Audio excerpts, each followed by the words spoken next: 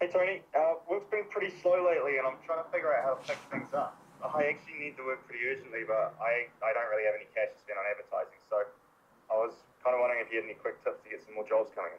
Yeah, man, I've got a few, maybe 4 or 5, just off the top of my head. So, firstly, when you respond to work inquiries, how often do you hear back? Not enough to keep me busy. Okay, how often do you actually follow up these inquiries, man? Oh well, I don't. Okay, well that's definitely an opportunity right there because most people actually just price jobs and then they hope, but the money's actually in the follow up. So you just got to call them. Ask what needs to happen to actually get the job locked in. That's actually a pretty easy win. And the same's true for your email database. You'll have a bunch of emails. So I bet since you're short on work, you're using that.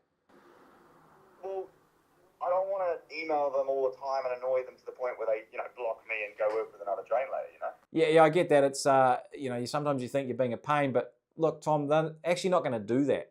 You've worked with them before, so they actually already trust you. And the most likely scenario is that they'll appreciate you reaching out for them and knowing your availability, or they'll email you back with some project that they actually need a drain layer for. At least they need some pricing for anyway. Yeah, I get that, but I'm not a marketer. I can't write up some email that'll have everyone running towards me.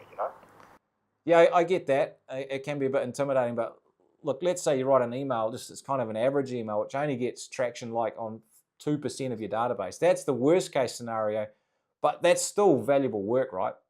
And if you get bites from your email, then you might as well repackage that same message and post it on your socials as well. Because if it works on email, it's probably going to work on the gram and Facebook as well. So that's an easy way to get some attention and to get some jobs booked in as well.